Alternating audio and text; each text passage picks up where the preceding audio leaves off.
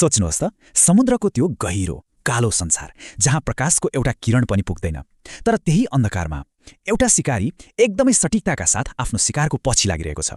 यो कुनै जादु होइन, यो त प्रकृतिको एउटा चकित पार्ने रहस्य हो र आज हामी यही रहस्यको पर्दा खोल्दैछौँ। हो, मुख्य प्रश्न यही नै हो। जब आँखाले नै काम गर्दैन भने हार्बर सील जस्ता यति कुशल शिकारीले धमिलो र अँध्यारो पानीमा आफ्नो खाना कसरी भेटाउँछन् होला? यो प्रश्नले वैज्ञानिकहरूलाई पनि लामो समयदेखि अलमल्ल पारेको थियो, तर अब यो रहस्यको जवाब फेला परेको छ। ल, अब सुरु गरौँ यो शिकारीको रोमाञ्चक पहेलीबाट। हामी हार्बर सीलको संसारमा डुबुल्की मार्दैछौँ, जहाँ बाँच्नका लागि सामान्य इन्द्रियहरू मात्रै काफी हुँदैनन्, त्यहाँ त केही असाधारण क्षमता चाहिन्छ। हेर्नुस्, हार्बर सीलहरू एकदमै छिटो र फुर्तिला हुन्छन्, माछा समात्न त खपिस नै। तर तिनीहरूले शिकार गर्ने ठाउँ कस्तो हुन्छ भने जहाँ सूर्यको किरण नै पुग्दैन। सोच्नुस् न, यस्तो अवस्थामा तिनीहरूले आफ्नो शिकारको चाल कसरी पत्ता लगाउँछन्? यो त एउटा ठुलै विरोधाभास जस्तो सुनिन्छ, होइन र?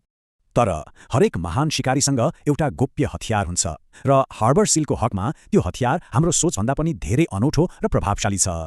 यो कुरा कुनै कथा होइन, यो त हालसालै भएको एउटा वैज्ञानिक अनुसन्धानले पत्ता लगाएको हो। अनुसन्धानकर्ताहरूले सीलको शिकार गर्ने तरिकालाई एकदमै नजिकबाट निहाले र उनीहरूले जे फेला पारे त्यसले त जीव विज्ञानको संसारमा एउटा नयाँ ढोका नै खोलिदियो।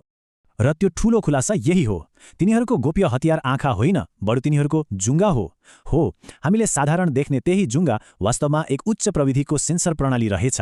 यी साधारण राउ मात्रै होइनन्, हरेक जुङ्गा हजारौं स्नायुहरूसँग जोडिएका हुन्छन्। यसले गर्दा यो यति शक्तिशाली उपकरण बन्छ कि पानीमा हुने सानोभन्दा सानो कम्पन पनि महसुस गर्न सक्छ। भनौँ न, सीलले आफ्नो जुङ्गाले पानीलाई नै पढ्न सक्छ।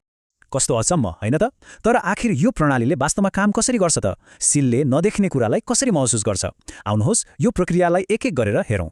यो प्रक्रिया साँच्चै अद्भुत छ। जब कुनै माछा पौडिन्छ नि, त्यसले पानीमा एउटा अदृश्य बाटो अर्थात् तरङ्गहरू छोड्दै जान्छ। सीलको जुङ्गाले त्यही तरङ्गलाई पत्ता लगाउँछ र यति मात्र होइन, त्यसबाट उसले माछाको आकार, गति र कुन दिशामा गइरहेको छ भन्ने पनि थाहा पाउँछ। यो त उसको आफ्नै प्राकृतिक सोनार सिस्टम जस्तै भयो, जसले उसलाई घना अन्धकारमा पनि शिकार गर्न बाटो देखाउँछ। यो खोजले हामीलाई एउटा सीलको बारेमा मात्रै होइन, प्रकृति आफै कति चलाक र आविष्कारशील छ भन्ने बारेमा पनि धेरै कुरा बताउँछ। यो त विकासको एक उत्कृष्ट नमुना हो।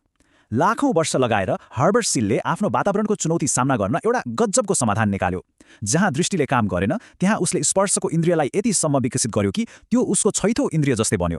यो खोजले हामीलाई सोच्न बाध्य बनाउँछ, हाम्रो वरिपरिको यो प्राकृतिक संसारमा यस्ता कति अनौठा र अद्भुत क्षमताहरू लुकेका होलान्।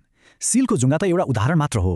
अरू कति जीवजन्तुसँग यस्तै सुपर पावर्स होलान् जुन हामीले अझै खोज्न बाँकी नै छ।